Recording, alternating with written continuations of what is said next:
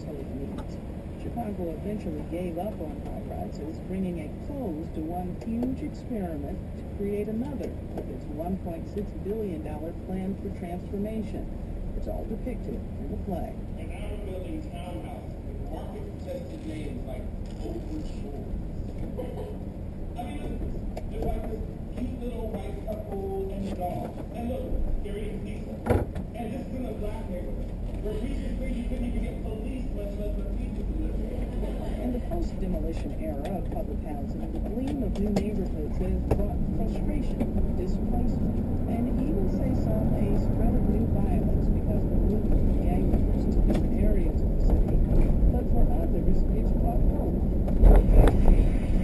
As the play comes to an end, its message that public housing, despite its troubles, is still home to those who live or live there, rings true to audience members like Russell. This is not a playground. These are murders and family members and grassroots and that was the goal, the place to tell the true story of federal funding, dismantling, and transformation of community and public housing. Cheryl Portland, NPR News, Chicago.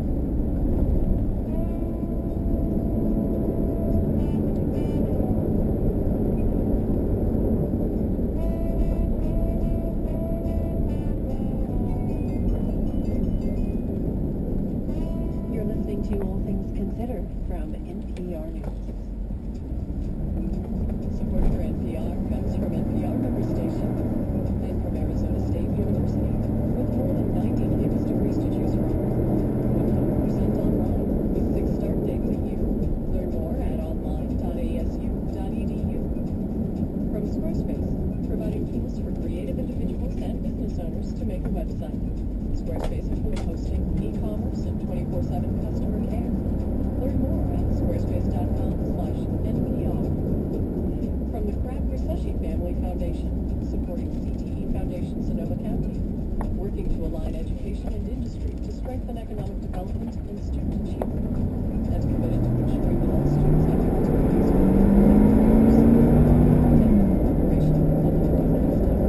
KPCC supporters include Stars, presenting Outlander, eligible for the Outstanding Drama Series Emmy Award. Episodes available now to TV Academy members on Stars and Stars Play. So we're on the highway speeding southward out of Tehran. From the deserts of Iran to the plains of North Dakota. This is a classic Main Street. I'm standing on Dakota Avenue. Every day, Morning Edition takes you to the news. Start tomorrow with Morning Edition from NPR News. It is Southern California Public Radio, KPCC. We're still in the 90s in the valleys and the Inland Empire. We're going to stay there through the weekend. Cooler along the coast, though. 70s with some low clouds and fog and left down, especially in the north. It's hazy skies and some smog. And then tomorrow, the regional air quality western San Diego. All things considered on Wednesday here in Southern California Public Radio, KPCC at 6 o'clock. KPCC supporters include Bravo's Girlfriend's Guide to Divorce, starring Lisa Edelstein, eligible for Outstanding Lead Actress in a Drama Series. Video clips and info for Television Academy members is available at bravotv.com/Emmys. Nothing beats free. You have a free $50 gas card when you donate your vehicle to KPCC by June 30th. Cars, trucks, motorhomes, classic cars, boats, jet skis, just about anything from the boat.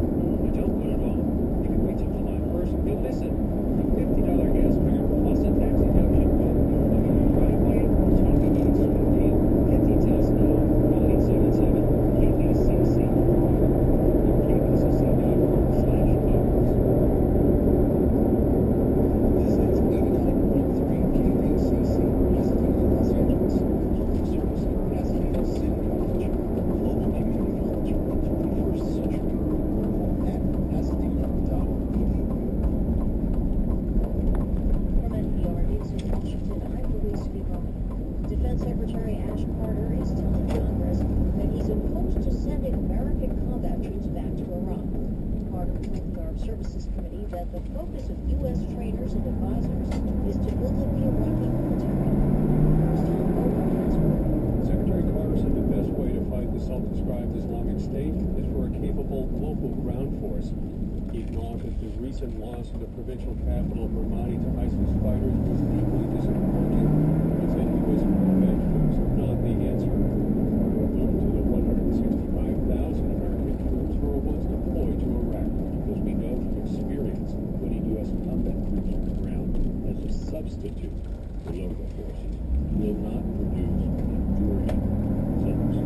Also said the Iraqis are short thousands of recruits. He said the Iraqi government is now working to fill that gap. Tom Bowen, NPR News, Washington. An autopsy report released today rules it as a suicide, the mysterious death of an immigrant detainee in a private prison in Arizona. As NPR's John Burnett reports, a congressman wants a federal investigation. Jose de Jesus Dennis Sahagún somehow shoved a prison-issued sock down his own throat and gagged to death in a one-man cell. That's the conclusion of the Pima County medical examiner.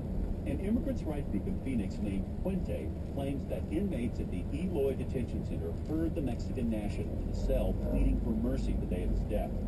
The human rights group claims the death prompted 200 male detainees to stage a hunger strike at the prison over the weekend.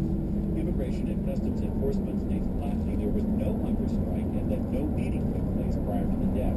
Congressman Raul Grijalva is demanding the Department of Justice look into this death and other allegations of abuse at the private lockup run by Corrections Corporation of America.